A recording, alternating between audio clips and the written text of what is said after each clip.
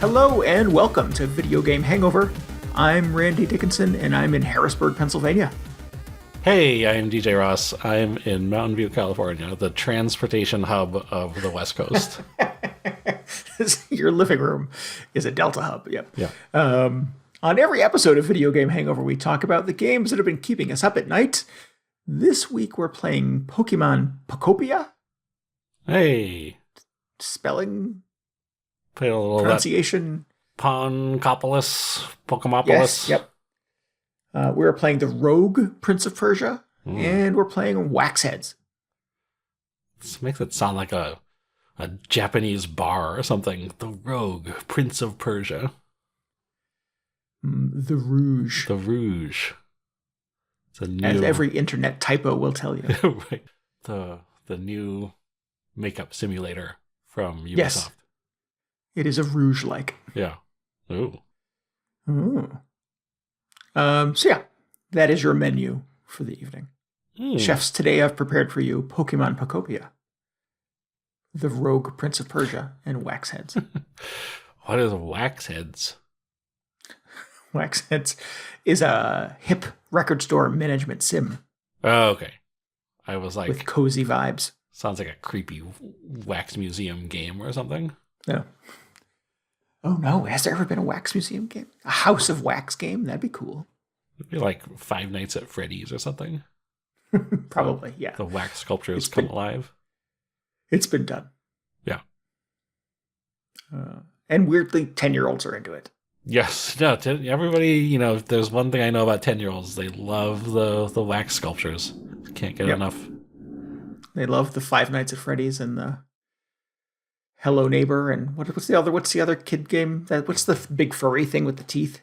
Isn't that just Five Nights at Freddy's? The big furry thing with the teeth? Yeah.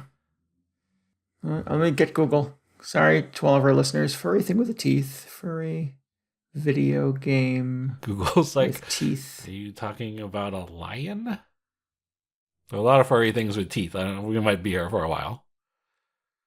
Poppy Playtime. Oh, okay. Yeah, I've seen that thing. Yep. They love it. Yeah. Yeah.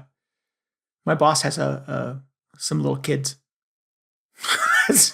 That phrase that really weird, but my boss is a parent, and at Halloween we all appeared on a Teams chat with our Halloween costumes and whatnot on, and her kids were characters from Poppy Playtime.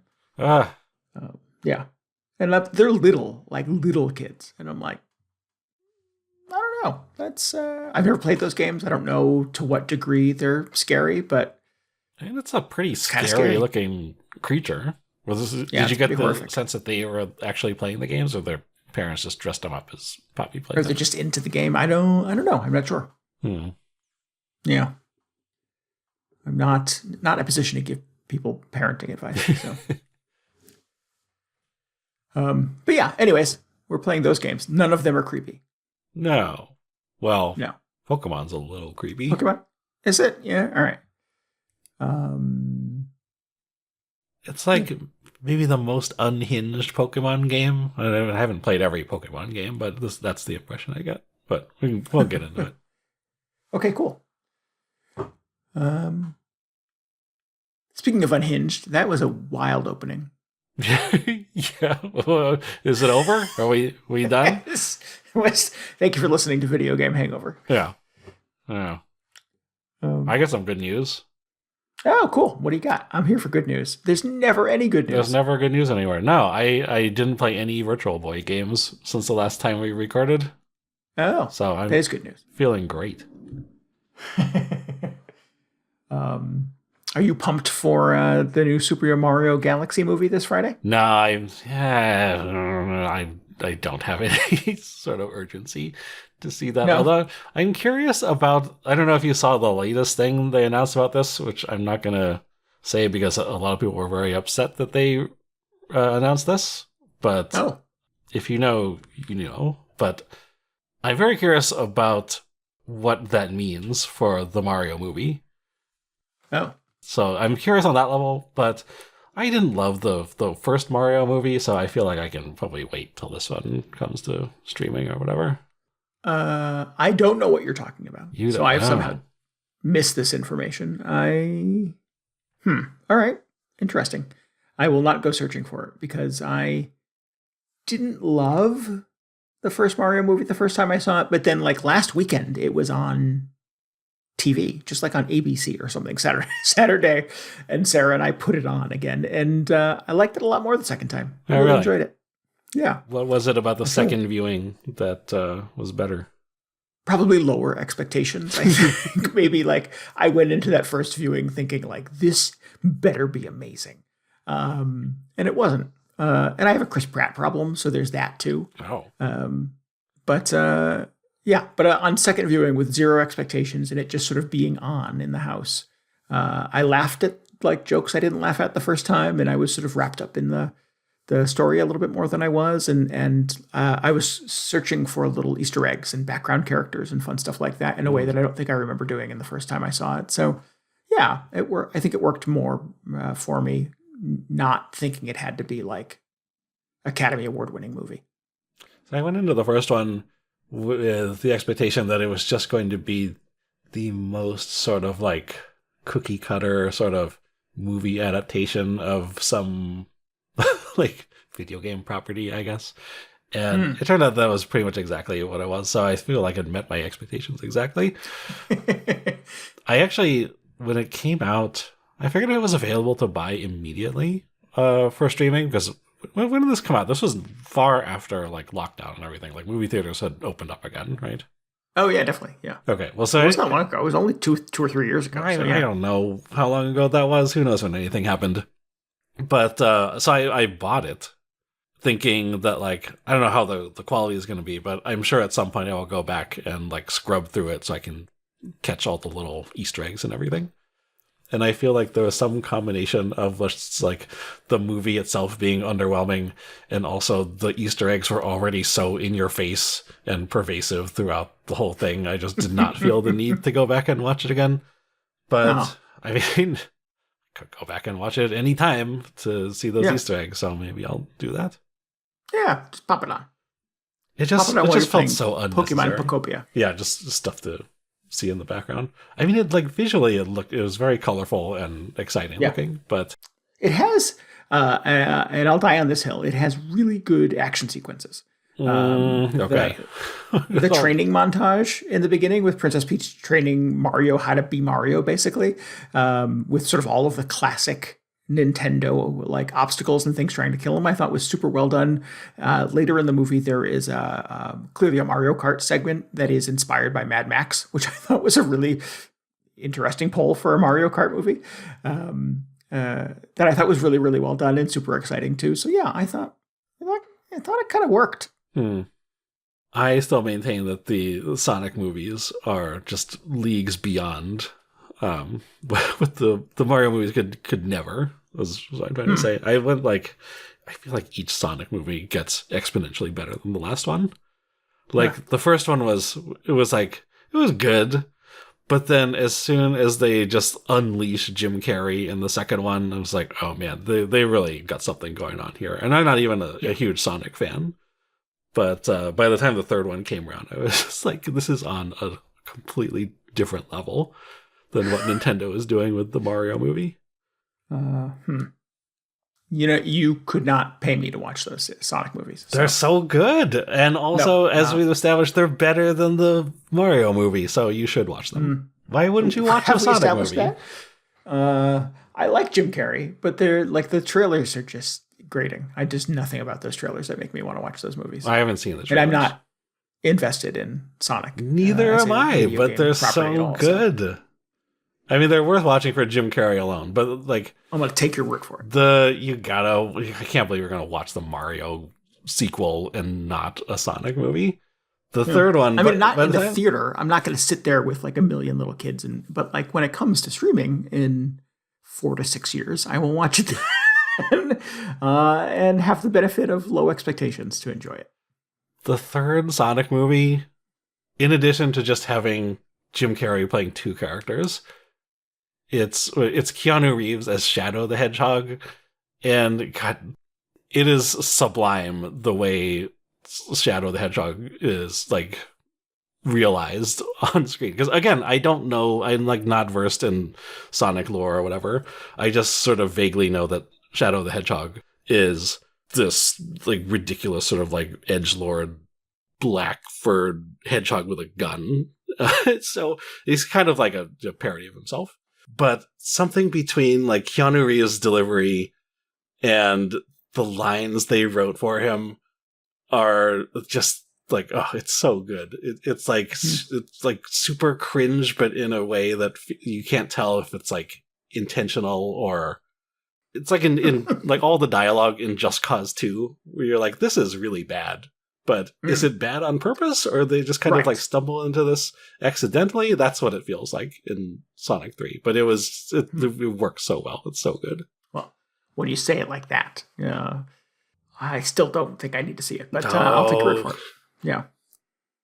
So excited for the next there's like a lot of people involved in those movies that I like. So Jim Carrey and what is the name?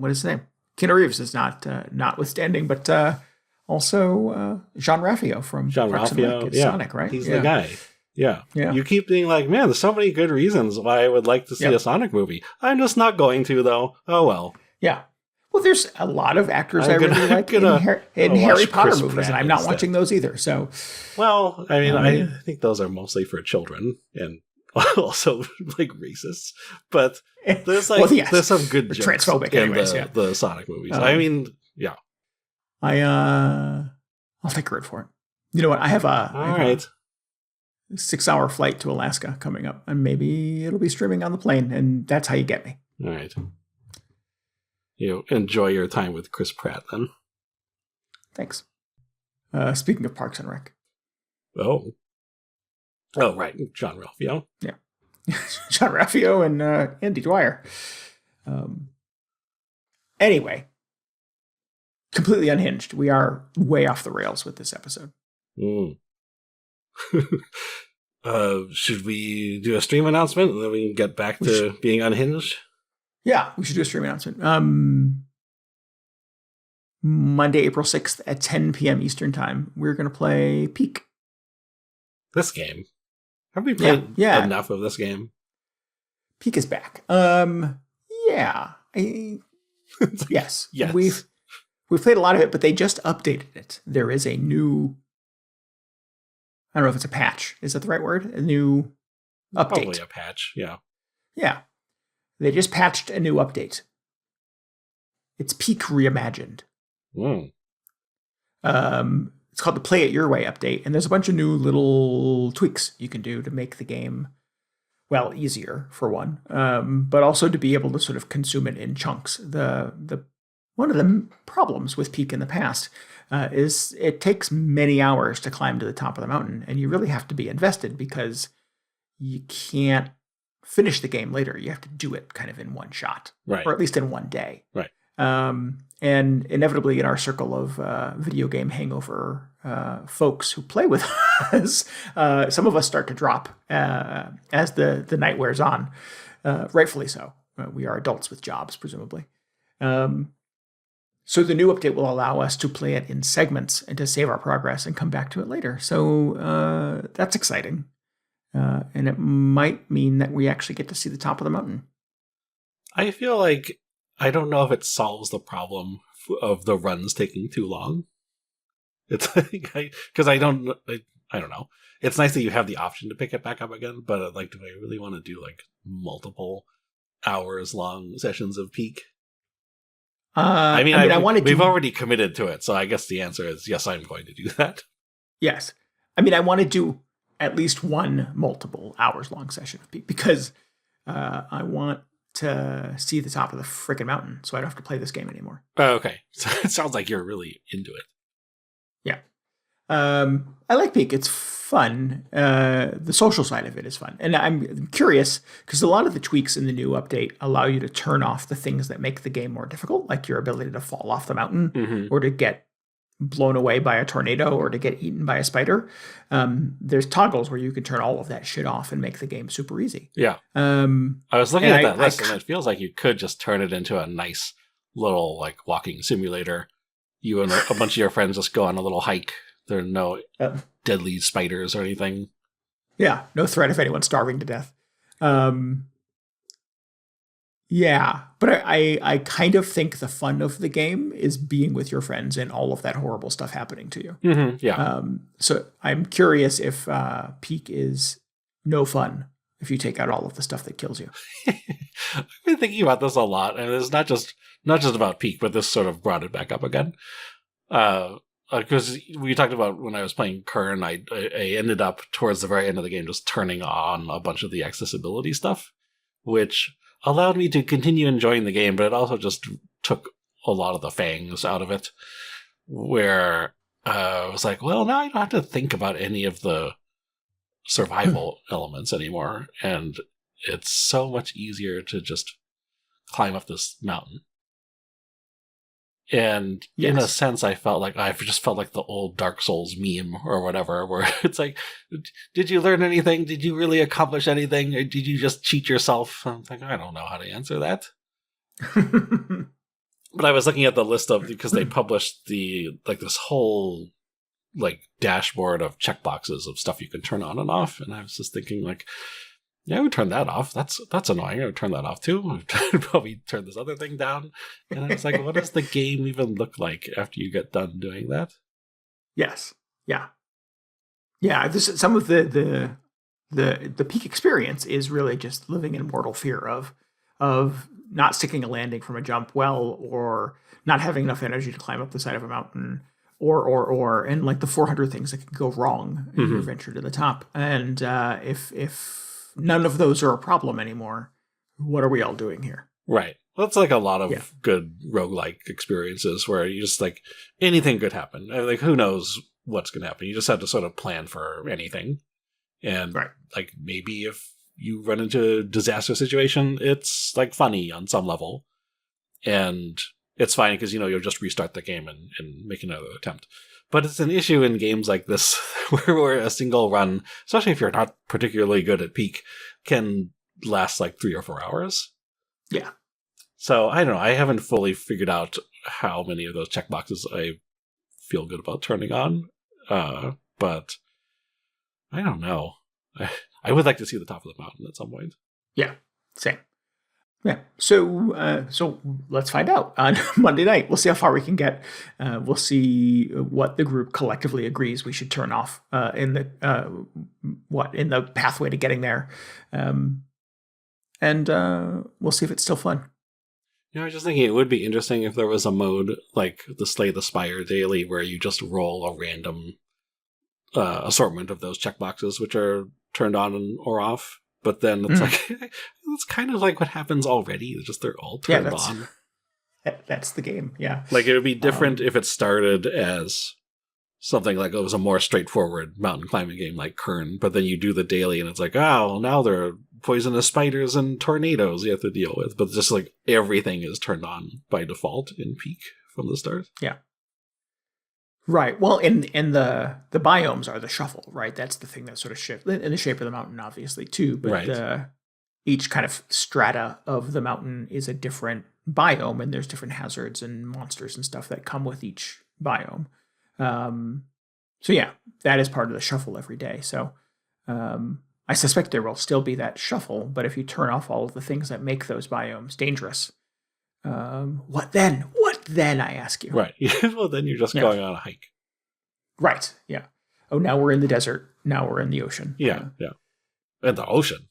Wow. I don't know. We start in the ocean, I guess, but... Okay. It's just climbing halfway up this mountain and then it's all underwater for some reason. Yep.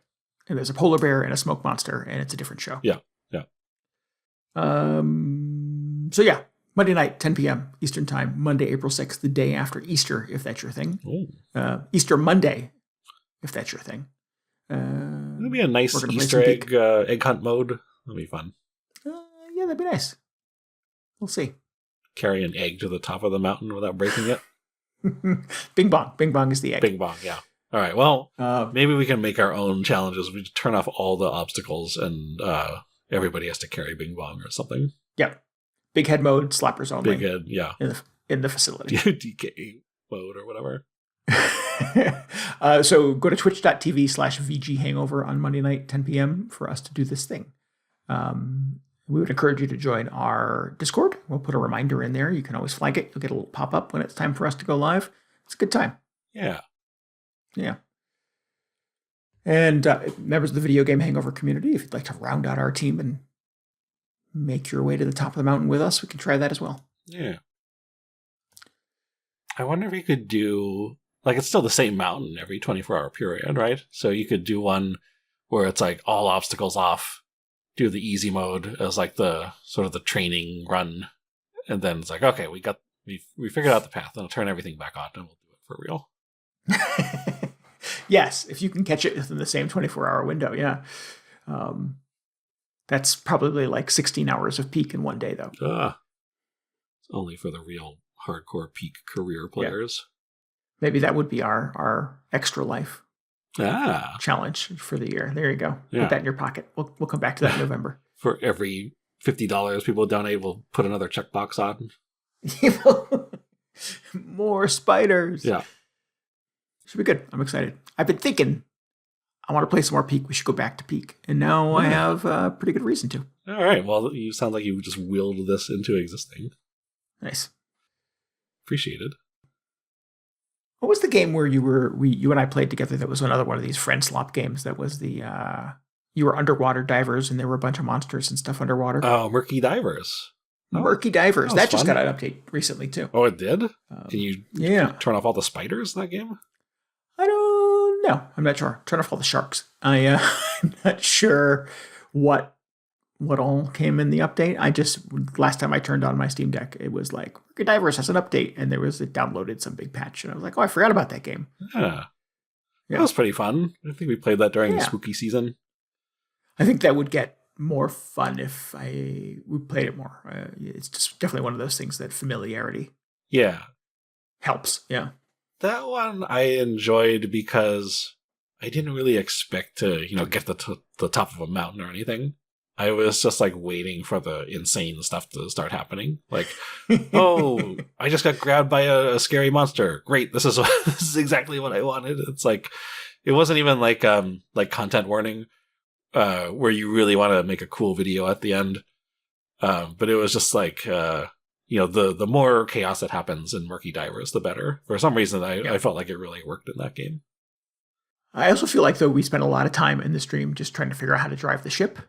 We did. Yeah, that was very complicated. That's my memory of it, of like, what does this symbol mean? How do you make it go forward? Maybe I'm missing something. Yeah. Yeah. And meanwhile, no one is diving anywhere. Well, I mean, that would be the version where you turned everything off and you just stay in the submarine the whole time. You're just like taking a cruise around the seafloor. It's a pleasure cruise. Yeah. I'm your cruise director. That'd be nice. Maybe there should be more games where you're just going sightseeing. Yeah. Yeah. I'm a fan of that. And then that's peak with everything turned off, really. then you gradually turn those checkboxes on. And meanwhile, we come back to peak. Yeah. Yep. Cool. Should be fun. Looking forward to it. Yeah. Would you like to talk about Pokemans? Pokemon Pokopia, Pokotopia, whatever. This game came out. Popolopia. Yes. So it's been out for a little bit. I kind of can't believe that Nintendo let them make a game like this. Oh. Well, it's not as unhinged as I may be suggesting that it is, but it is like far more unhinged than I ever expected a Pokemon game to be.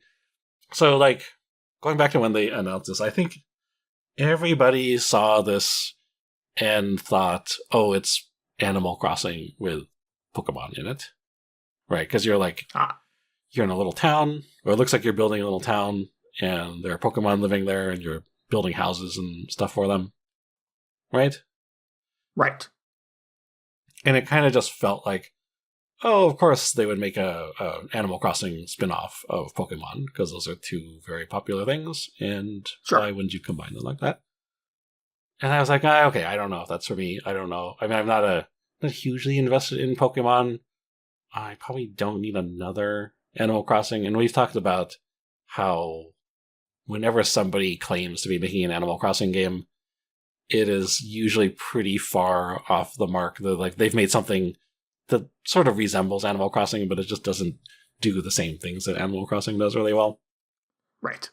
So I fully expected it to be that sort of situation, so I just decided, like, I don't really need that. But I did follow the game a little bit more closely as it was leading up to launch, and I was just, like, kind of looking at the characters, because you play as, like, this, like, there are Pokemon everywhere. And then your character is like a little human. And I took kind of a closer look at the player character as they're doing stuff in the town. I was like, man, the player character looks really weird in this. Like, they don't really look like a human. They got these really, really tiny little, like, beady little eyes, and this mouth that looks like a Dragon Quest slime. And I was just like, they're humans in the regular Pokemon games. That's not what humans look like in the other Pokemon games. Why do they look so weird in this? Like, is it just a strange aesthetic choice that, like, the player character looks all weird in this, and this is just how all humans look in Pokemon Pokopia? And then I found out that it's not a human. You are playing as Ditto. Do you know this Pokemon? I do not, no. So it's like a little purple blob Pokemon that has that same face, the little tiny eyes, and the Dragon Quest slime mouth. And it, like, again, I'm not a Pokemon expert. I believe they transform into other things, or they're just made out of slime or something, so they have various slime properties. They're basically like the Pokemon version of Kirby. And okay. So what has happened... in terms I understand now. Yeah. So what has happened in this game is you're a Ditto who has transformed into, like, their approximation of a human. So that's why their face looks all messed up. And if you look at their outfit really closely, like, well, first of all, their body is just completely misproportioned. Like, their arms are super long and their legs are like really stubby. And when they run, they'll sort of, like, let their arms dangle off the sides. Like, I don't know. It's just like, this doesn't look like an actual person. Their clothes are all just kind of melting because they're a slime. And I was like, what? It seems like very unhinged for a Nintendo game. Like, why are you playing as this weird sort of like mutant human? And then I found out, like, part of the reason for that is because it's basically a post-apocalyptic Pokemon game where all the humans are gone for some reason, and then there are only Pokemon left, and all the human structure and civilization is just in shambles. And that's how the game starts. You're just a Ditto that wakes up and assumes the form of a human who they remember existing and is no longer there, and you start to work with the other Pokemon to rebuild society. Which is, like, it's pretty dark for a Nintendo game, I think. It is. Yeah. That's interesting. It's certainly not the plot of the average Animal Crossing game. So right. Oh, man. Can you imagine? The world is gone. Yeah. You have to rebuild. Yeah. Yep. And all of the villagers, like, come backpacking into your town, and you have to decide whether or not to let them. Let them through the security fence. Yeah, exactly. Right, exactly, yeah. Or shoot them on sight. Yeah. It's crazy. So it's a post-apocalyptic Pokemon game. So that got me thinking, like, well, that's really weird. I still don't know if I need a Pokemon, like, Animal Crossing, I guess, because that's still what I thought it was. But then the longer the game had been out, I learned that it's, like, and this is also just from watching footage of it, it's like, oh, it's actually, it looks a lot like Dragon Quest Builders, because everything is in that sort of blocky Minecraft style, and you see the Ditto carrying these, like, blocks of earth and stone and whatever, and rebuilding structures using them. And I thought, oh, that's kind of interesting. And then I just found out that it's straight up made by the same team who did Dragon Quest Builders. It's like Omega Force or whoever. And so, like, this is what they were working on instead of, I mean, it was a little disappointing that it wasn't Dragon Quest Builders 3. But I was like, oh, well, that suddenly makes a lot of sense. That they were making another game in sort of the same vein as Dragon Quest Builders, but it's Pokemon this time. So then I was like, okay, well, now I have to try it. And it really is just Dragon Quest Builders. You remove all the Dragon Quest stuff and replace it with Pokemon. But it's interesting because in the same way that Dragon Quest Builders really like successfully drew from stuff you do in Dragon Quest, I feel like Pokemon whatever Poco whatever draws from Pokemon in similar ways. So for instance, in Dragon Quest Builders, sort of the main objectives that you have are you rebuild like functional structures in each town. Like you start out in this destroyed town and you have to rebuild it so settlers can come back in. And they'll give you a quest that's like, hey, we need an inn so people can sleep. So how do you make an inn? You need like 4 walls and a door and some beds. And then once you have all those pieces in place, it like sparkles and turns into an inn. And the game sort of like recognizes that it's an inn. And then like villagers will show up and sleep there and all that stuff. And so that's not really what you're doing in Pokopia. What you're doing instead is you're building Pokemon habitats. And it's very similar in that you're given sort of a blueprint, or like, here's what makes up this specific habitat. And a lot of the time, spoiler alert, it's some variation of tall grass plus some other structure. So it's like you can start with just a basic patch of tall grass, or you can have tall grass with a tree or tall grass next to a rock. And once you have this assembled, it's like just like in Dragon Quest Builders, it'll say like, oh, you've rebuilt this Pokemon habitat. Maybe a Pokemon will move into it. And that also feels a little bit like Pokemon, where it's like usually the Pokemon doesn't show up immediately. You just kind of rebuild the habitat and walk away. Or you can like monitor it from a distance. And then eventually at some point you'll see some like rustling in the grass. And that means a Pokemon has moved in. You go in and discover them. And then they're part of your settlement. And eventually you move on. So it moves beyond sort of like the natural habitats, and you'll get into stuff like you've unlocked a recipe for like a gym habitat, which is an exercise bench and like a training dummy or something like that. Like, well, kind of stretching the definition of what I consider a habitat, but that's how you extend this to the entire Pokemon like bestiary or whatever.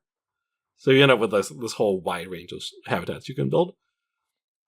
But that's sort of the loop. I mean, that is the loop in Pokopia, is you just go from building one habitat to another. And along the way, you can choose to build other structures in the town, but a lot of it is about getting Pokemon to move in and then sort of addressing their needs. It's like some of them will ask you like, oh, I wish my habitat or my home had more like decorations, or I wish there was more light or more water or foliage or something like that. So you will sort of like try to see to their needs in that way. So it feels like they've taken out sort of what you would sort of expect to be doing in a Dragon Quest inspired builders game and just adapted it to be Pokemon centric, which completely makes sense. And I can totally see why that this has really taken off with people. Because like when I played Dragon Quest Builders, like I'm a pretty big Dragon Quest fan, I thought it was super cool that you were, recreating the little towns, and there are all these really specific sort of nods to the Dragon Quest games. And a lot of the stuff you would do in Builders felt like, oh yeah, it totally makes sense that you would be doing this one thing. Like you would be building an inn or building an item shop or collecting herbs to supply the item shop. I forgot what you actually did in that game at this point. But everything felt like, oh man, they really understood how to adapt a Dragon Quest to this new format. Like that was one of my favorite games when that came out. It was just like I felt like everything was so well done.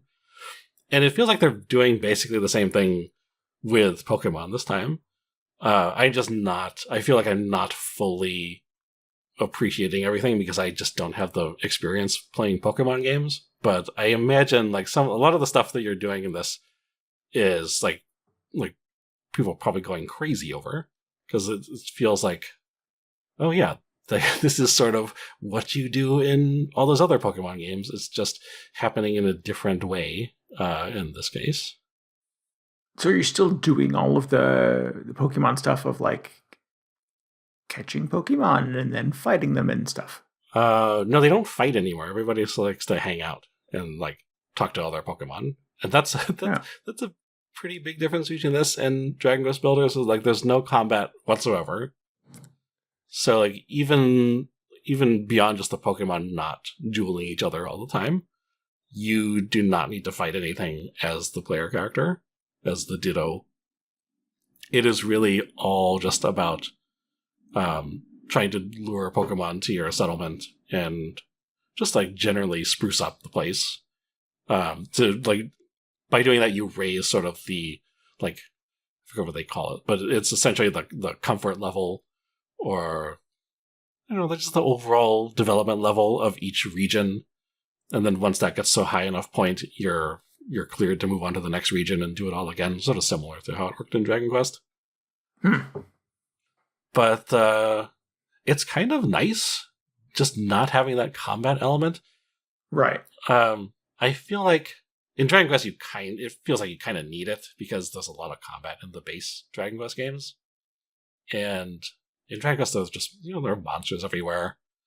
And a lot of the building in that game, there are a lot of sections where they would specifically say, like, hey, you need to build fortifications around your village in case monsters attack, and that was pretty fun.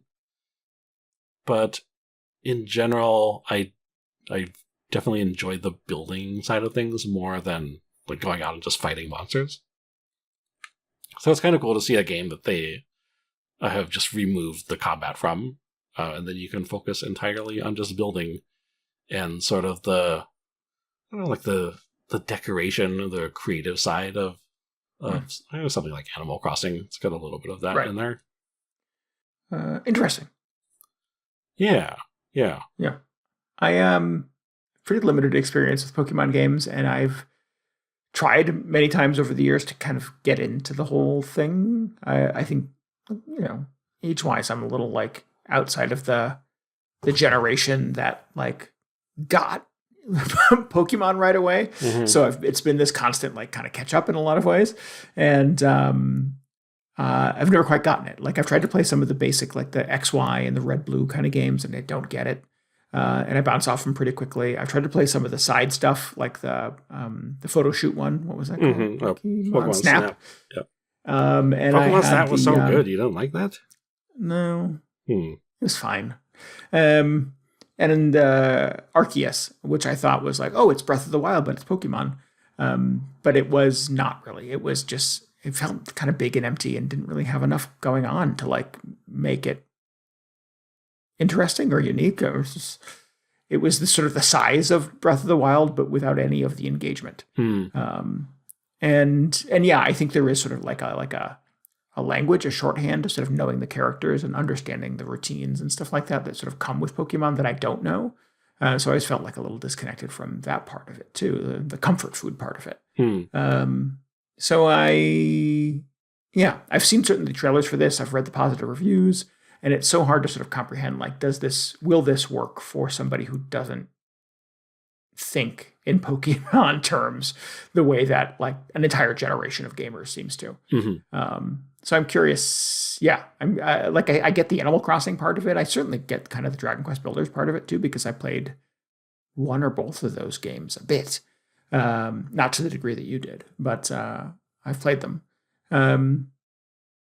Yeah, so I'm curious whether or not the Pokemon of the whole Pokemon thing is enough of a hill to climb, I guess, to get to a point where I enjoy the gameplay loop in this game.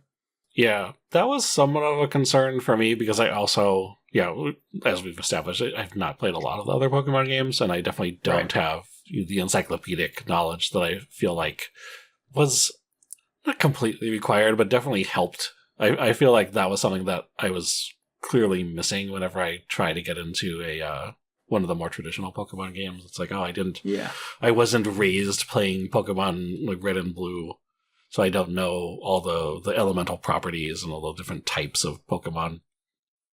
But for this, it's not really required. Because, first of all, there's no combat. And I feel like that's where that was most important to know all the matchups and everything. Yeah, that makes sense. If anything, there will be occasions where you will need a specific type of Pokemon to like light a fire or something. The latest thing I had to do was I was rebuilding like a kitchen because we were going to have a big party for everybody, and we needed some food. So we were like building an oven, and you needed a fire Pokemon to come over and light the oven.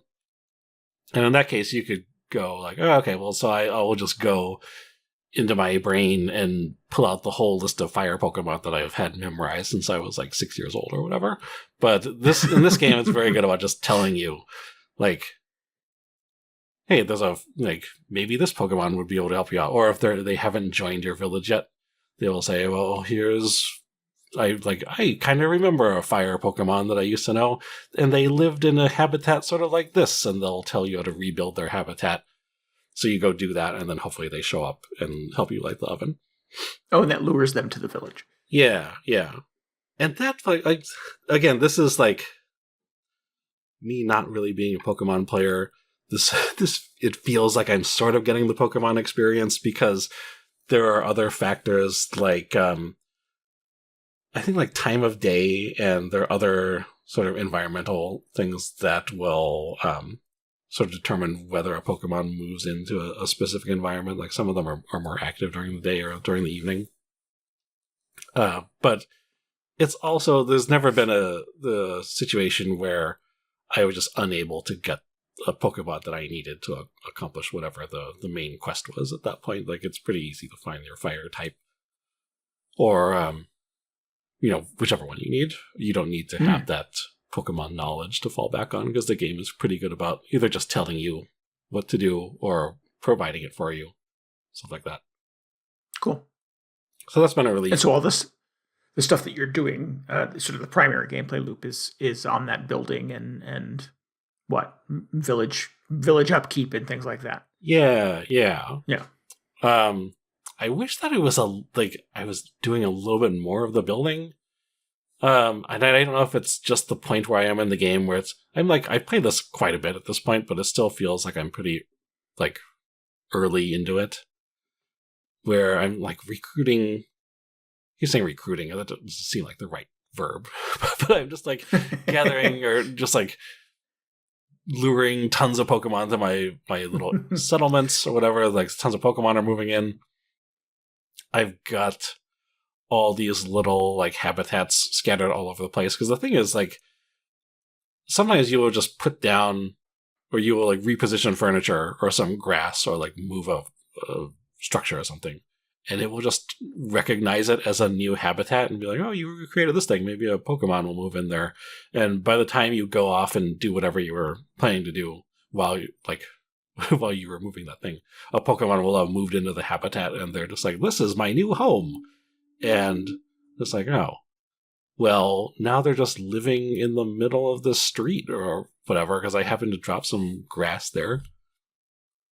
So it's been a little bit chaotic, and I haven't really had a good point to just sit back and think about how I want to build out each of the towns, which is something I would try and do in Dragon Quest. I would try and stop at a certain point and just think, well, I've got the inn over here, maybe put the item shop across the street, or maybe there'd be a nice spot for another house in the other corner. At some point you want to build your own house and then make that a little extra special, perhaps.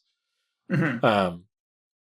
And I've been struggling to do that in Pokopia, just because it seems like there's always more stuff that the game is asking you to do, whether it's recruit more Pokemon or raise the overall development level of each area.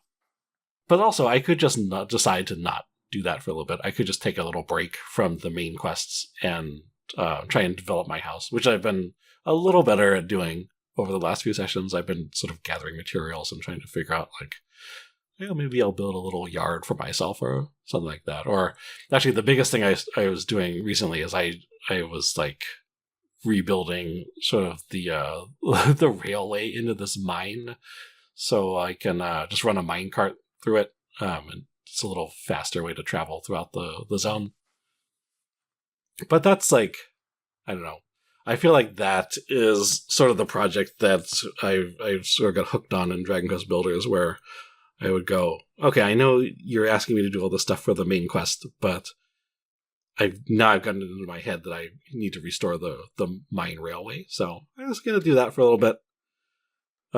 It's pretty good about sort of giving you tasks like that if that is something that appeals to you. Like, at certain points, it feels like a little bit like Power Wash Simulator, where you'll go into a new area and be like, oh man, what happened here? Like, I just got to this beach area, and of course the town is destroyed. It's like just covered in sand, and there are a bunch of like the walls are all run down, so there's just water flowing through the entire town. And I'm just like, oh man, look at all this work that needs to get done. So like you could occupy yourself for hours just sort of like cleaning the place up before you even get to the main quests in each zone. Fun. Yeah, so I think you're a sucker for any game that has you restoring infrastructure as well, I think. So. Yes, yeah, got a little bit of Death Stranding in there. Yeah, maybe. Yeah. I need your inner civic engineer kicks in. Exactly. It's a little bit like OCD as well, just like in the first area. It's kind of cool because it like clearly used to be a town. So you'll see like the frames of buildings, and there's a little cobbled pathway around the whole thing. But of course there are these tiles that are just destroyed, and I think like, oh well, wouldn't it be nicer if somebody just took out all the broken tiles and just repaved this whole place? That might be nice. And it's satisfying on some level just because you have this nice roadway restored. But then after you've finished all that, it supposedly raises the overall quality of the region too, so you do get some sort of like gameplay benefit out of doing that. So that's great. It's just positive reinforcement for all my horrible like Death Stranding tendencies. Right. But man, there's just like, it's kind of one of those games where you can just spend hours building out your town and just building your dream village or whatever. You don't really even need to pay attention to the Pokemon if you don't want to. Yep. Interesting. It certainly makes it sound much more appealing. I know Pokemon obviously is sort of a big appeal for a lot of folks, but I'm not really in that camp, as I've established. Mm-hmm. But all of the other stuff appeals to me. So I was trying to sort of gauge whether or not it's heavier in one direction than another. Yeah. Yeah. How much did you end up playing with Dragon Quest Builders? More. I played more of the second one than the first one. Mm-hmm. Well, it was levels, right? There were certain like maybe 2 or 3 of the little like worlds or whatever you had to do at the beginning. Yeah, there were like 4 or 5 chapters in each one. I certainly didn't spend hundreds of hours with it. I mean, they're potentially pretty long games. Yeah, it was. I had it on what did I have it on? My Vita, I think I played it mostly. So, it's been a while. Yeah. Yeah. Well, I mean, you're doing basically the same stuff in this. Yeah. Except there's no combat, which I feel like was the weakest element of those games. So, maybe worth checking out if you just. Is this why there isn't a Dragon Quest 3? They better be making that next. Builders 3. My biggest fear is like, oh, now that they've struck gold with this Pokemon thing, maybe we'll just get Pokemon Pokopia sequels forever, and they'll never get around to Dragon Quest Builders 3. But it has to happen at some point. Everybody loves Dragon Quest 3. Yeah. Yeah, it'll sell a bajillion copies in Japan alone. Yeah. So.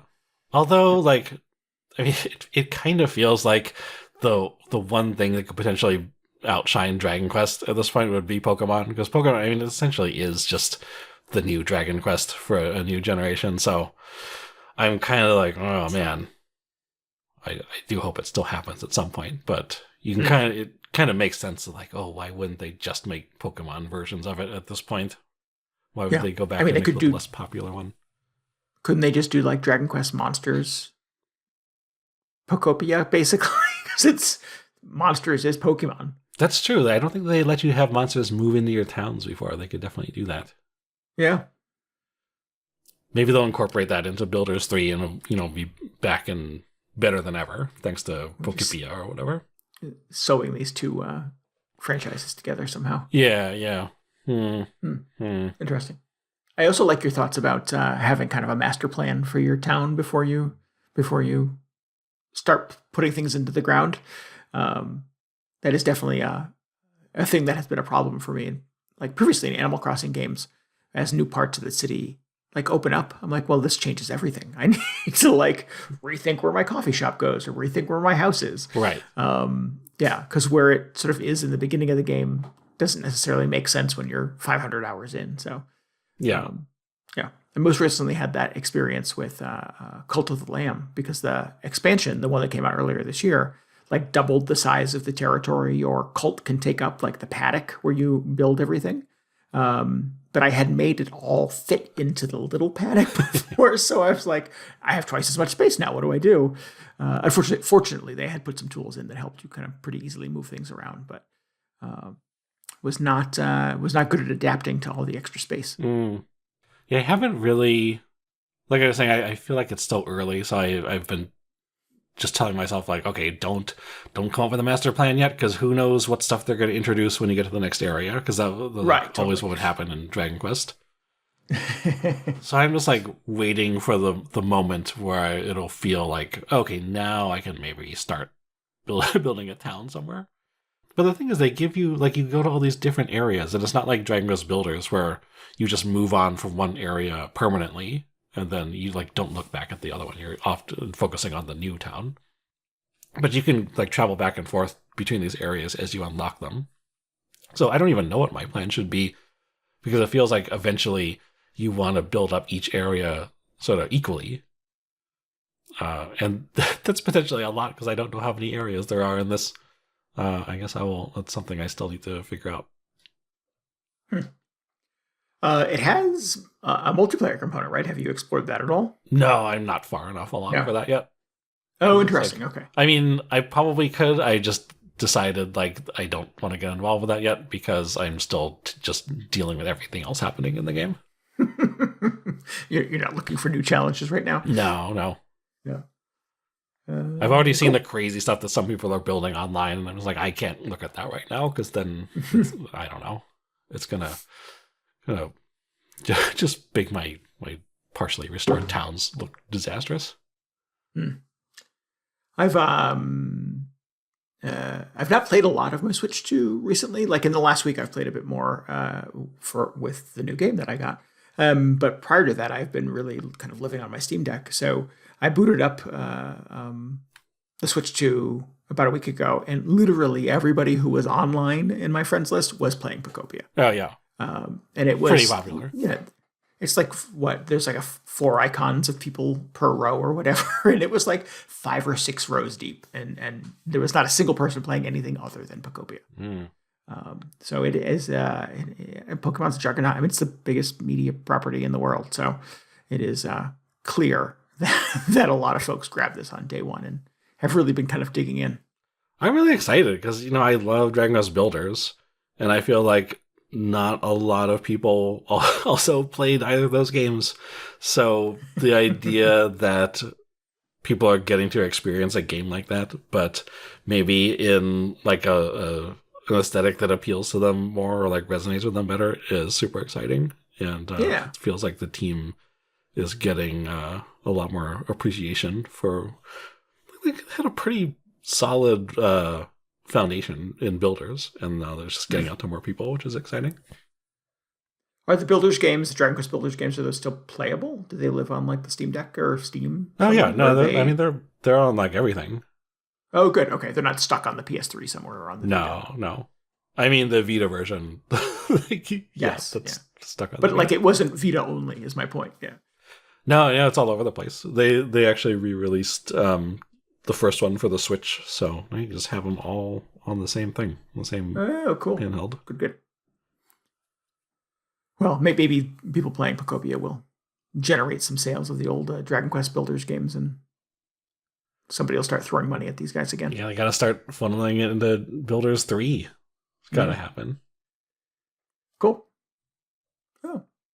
Well, I knew this would either be a train wreck or you'd be delighted. It sounds like you're more delighted. Yeah.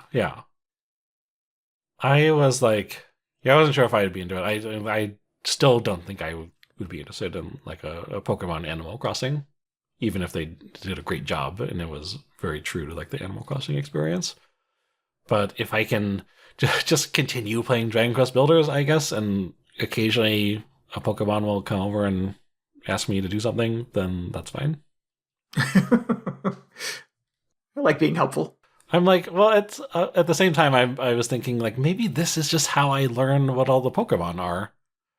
And the next time I try and play a proper Pokemon game, I will just have all the matchups memorized. You'll be so whatever. knowledgeable. Yeah. Yeah.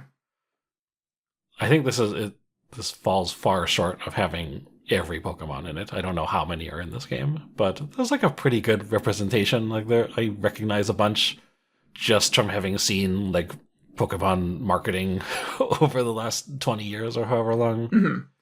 And there's still a bunch of weird ones that'll pop up, and I'm just like, I didn't realize that. I didn't know there was like a boombox Pokemon, or like a Pokemon that appears to be a living minecart with a bunch of coal in it. So I think that's fun. That's very specific. Yeah. There's some weird Pokemon out there, it turns out. That's bizarre. Yeah, I remember that experience in Arceus. There were ones that were like, oh, it's just a rock. Oh, it's just like a cloud of vapor. Yeah. That's the Pokemon. Yeah. So yeah, there's definitely some ones I was not prepared for. I feel like it comes from, like, it draws a lot from, like, Japanese yokai. And there's like a yokai for everything. So, like, why wouldn't there be a Pokemon that's a rock? But that's my just completely uninformed take. Cool. All right. Well, I don't have room in my life for this right now, but no, that was the thing. I was just like, I'll see if I can squeeze it in, and I'm managing. I've probably got about another 60 hours of Dragon Quest VII I need to get to. So yeah. Cool. Well, good. I'm glad you enjoyed it. Yeah. It will never go on sale, so I'm sure there will never be a deal on it someday. No, it will not. If anything, it will only go up in value. Yeah, yes. Exactly. I was going to say, if there's one thing that's guaranteed about Pokemon games, is they only get more expensive, which is insane. Yeah. So I will play it in 3 years when it's $150. Yeah. It kind of got me interested, and then I'll stop talking about this so you can talk about one of your games. But like, I really I want so badly to enjoy an actual Pokemon game, because I really enjoy sort of just like the aesthetic and like the sort of cute monsters or whatever. And like the soundtrack's always really good. And I thought, well, if this doesn't enable me to play a quote unquote real Pokemon game or go back to one of those other ones that I've missed, at least I can enjoy all the sort of like trappings of a Pokemon game in this format that I do enjoy. So at least there's that. Right. Yeah. Yeah. I think that's kind of interesting about the Pokemon property license, whatever the right word is, that like they keep sort of applying it to different genres. Mm-hmm. And yeah, not all of them work for me, but maybe someday they'll find one that does. Yeah. Yeah. Cool. Briefly want to mention this game from the Steam Next Fest that I downloaded the demo for weeks ago and just got around to playing this week, called Wax Heads. Yes. It is not a House of Wax thing. It is wax as a slang for vinyl records. You run a record store in this game. It is a cozy record store management sim. So the demo for this is on Steam right now. The actual game comes out May 5th, so right around the corner. The demo is fun. It's it reminds me a lot of Strange Horticulture, in that you're standing at the counter of a store all day and people come in and they're like, I remember a record that I had when I was a kid that had a guy playing the saxophone on the cover, and you have to like wander around the record store and go through the stacks and racks and look for a record that might be the one that this person is talking about. So you're doing music recommendations all day. Are you supposed to just be like standing behind the counter like, oh, you don't want that garbage, let me give you a real record to listen to? It's funny because at the beginning, like there's two modes you can pick. There's the customer is always right, where you have to find the thing that they're looking and describing to you. And if you don't, there's like in-game penalties for getting it wrong. Mm-hmm. Or I know more than you, basically, is the other one. Is that I know you said you want this thing, but this is better and you'll enjoy it. Oh, that's so good. So you can be a record store snob if you want to be. I love that they included that. Oh my I think God. that steers into record store culture in a way that I kind of love, actually. So I was like, to be honest, I haven't played a lot of like store simulator games, although it seems like they're just one for every possible store you could imagine. Yeah. So I was thinking like, how could this be different than any other store simulator? Like, wouldn't it just be like 90% the same, and you're just doing records instead of plants or running a coffee shop or whatever? But that is incredible that like they really like if you're gonna take one quality of running a music store, that seems like what you have to do. It's forcing your tastes upon other people. Just the snobby music guy. A little disappointing that it's not. I mean, that they give you the option. Like, that should just be the game. This should be the default, yeah. That you basically get to play the game wrong. So I think there's definitely going to be like a subset of people who are like, well, I want to win the game. I want to I want to find the record the person wants me. And that's a very sort of noble video game pursuit, right? Right. So I get it. You start with it's your first day in the record store. Your manager is a former kind of pop punk princess whose band broke up under mysterious circumstances. And you get kind of a slow drip of customers on your first day. You kind of feel out the mechanics, and there's only a couple records available to you to recommend at that point. But the further you get into the demo, and I presume much further into the game, there's tons of more resources and a lot more records in the store that all are kind of vaguely similar or have different genres and stuff like that. And you have to put them on the jukebox to sort of see what they sound like, to see if it's the right thing. The folks who did the music for this have tons and tons of original music they wrote for the game in different genres, different vocalists and different styles and stuff like that you can reference. Your cell phone in the game has a version of Instagram on it that's all like music news and industry news and stuff like that. So you can pull clues from that. There's a magazine rack. There's a video game you can play. And they all have like music clues and music references in them to help you find the right record for the person who's looking. So it starts off with a pretty lean collection of things for you to like recommend or choose from, and then eventually gets, I presume, much more difficult to sort of find the right thing. Like a proper record store would have billions of things. Right? So it's cool. And like, the characters are all super eccentric. The people who come into your shop are always really interesting every day. And you have coworkers and, a back room you can hang out in, drink coffee and get to know people and stuff. And it's very cozy, but it has a little bit of a kind of an overarching mystery. And the whole music vibe is impeccable. It feels really good. So I'm excited about it. It's comes out very, very soon. I'm happy for that. And it definitely seems like something that I could get into. So I'm going to play a lot more of this, I think. That's amazing. Do they write full songs for each of these, or like is the whole soundtrack of, I don't know, 100 different genres you can listen to? I don't know how far it goes in the full game, but in the demo alone, there's a bunch of like records you can put on the jukebox in the record store, and it plays like full songs with vocals and stuff like that in a variety of different genres. There's a character in the game called Mimi who is like the big pop star of the day. It's like I don't know what the sort of the analog would be, like a Taylor Swift kind of thing, I think. And like her posters are hanging in the store, and her new record just came out. So like all these teeny boppers are coming into the store, and you can play her stuff. And it sounds like a perfect kind of pop princess pop song. Like somebody really like architectured like what a Taylor Swift song would sound like, and there is a replication of that in the video game. Or there's like a doom jazz band, and there's a metal band, and they play at the venue down the street. You could actually go to their concert in the full game. I've read this, and there's a live performance by a metal band, and they wrote a metal song and performed it for the game. It's very ambitious, and I think it covers a lot of. It would be easy, I think, to just sort of steer it into one genre of music and be, again, kind of a record store snob about it. But I think it covers everything. Yeah. Which It's super cool. I can't wait to see how far it goes. They should do expansion packs where it's like the, experimental jazz expansion where it's like just goes way too deep into this one genre. Right. Yeah.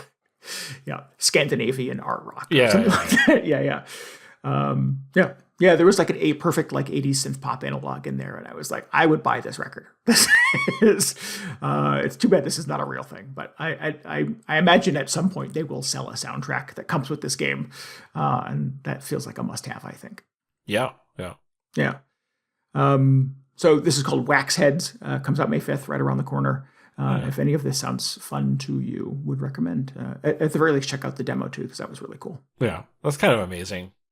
Yeah. I'm thinking like, man, if you're going to do a shop simulator game now, you really need to just like figure out what is the like defining quirk of whatever that type of shop is and really lean into it.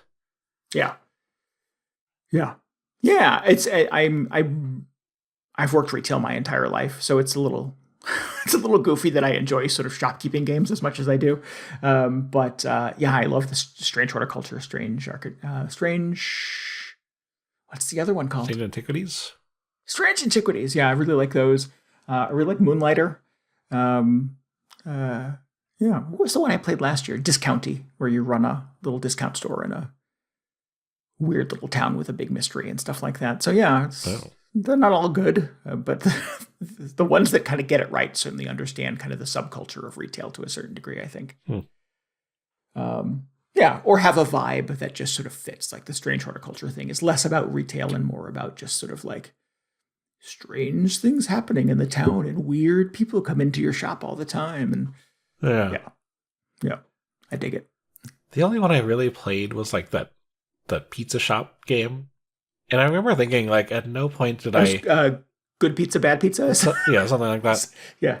But at no point did I feel like I, was embodying a pizza chef, or I understood what it meant to run a pizza shop. I was like, okay, I'll put some pepperoni on there, put some mushrooms or whatever. Yeah.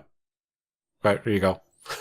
But, like, what is the secret like essence of running a pizza shop that this game is supposed to be exposing me to? Like, that was completely missing.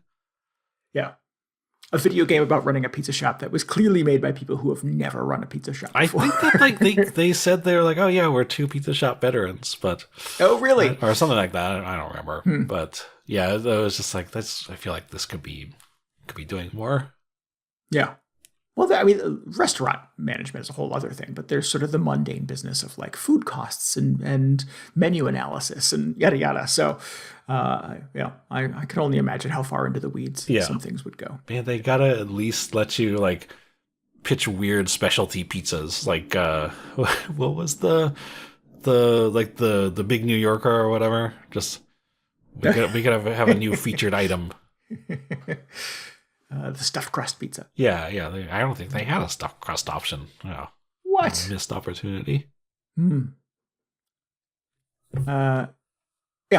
So that was Wax Heads. The other game, how's our time? Are we good? Do we have time? We have time. All right, it's gonna be a long one. A little bit. We'll come back. We'll come back to the Rogue Prince of Persia then. Yeah. All right. Well, give me more time to play it. So he's still doing his makeup. He's still, so putting on the rouge. Yeah. Yeah. Wax Heads was great. Wax Heads is weird because it's coming out like 2 days before this other game called Mixtape that I really want to play. Oh, okay. This is another music shop simulator. It is. It's not a music shop simulator, no, but it's like a late 80s, early 90s kind of slice of life. It's like a Life is Strange kind of thing. No, I've seen this one. Yeah. Yeah, but very fueled by kind of music of the era. And it has like a licensed soundtrack, like actually licensed music from like Joy Division and The Cure and Susie and the Banshees and stuff like that. And I'm like, oh, that's my era of music. I was that person. So super interested in that. And I don't know if there's people like me who have enough bandwidth to consume 2 really like heavy music fueled games within the same week. it seems like a lot, and maybe an inadvertent comparison or competition between the two of them. Hopefully, they're both successful. Yeah. Real Dante's Peak situation. Right. Yes. Yeah. What was the other one? Dante's Peak and I think it was just Volcano, wasn't it? Volcano. I think it was just called that. Yeah. Good times. All right, we should wrap this thing up. If you need any more video game hangover in your brain, you should follow us on Blue Sky, where we're VGHangover.com. And you can always get show notes and links and tell us what you thought about this episode at VGHangover.com. We would love for you to join us on Discord. You can hang out with us and chat about video games and other fun things. You can get a link to that at VGHangover.com. And we would love to remind you that we are going to stream Peak, Multiplayer Peak, the whole new Play It Your Way update this coming Monday night, April 6th at 10 p.m. Eastern Time. Go to twitch.tv/VGHangover for that. Yeah. The first half an hour is just going to be us arguing over which features to enable. The smart use of our time would be to sort that out in advance. We'll see. Wow, that's no fun. Yeah, I know. We would love for you to subscribe, rate, and review us on Apple Podcasts, Spotify, YouTube Music, Amazon Music, and anywhere else you can find a podcast. And maybe help us out by telling your friends about the show. Yeah, really helped us out. We appreciate... what am I doing? Appreciate you just sharing the show with your friends. Helps us bring in new listeners. And they can tell us about their elitist music record recommendations? Recommendations? Yeah. I don't know. Remember? Yeah. Well, anyway.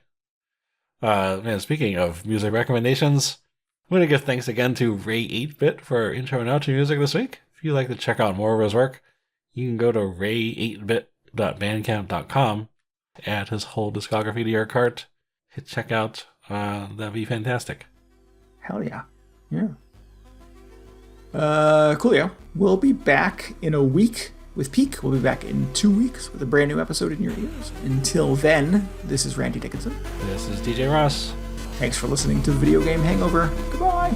Good night.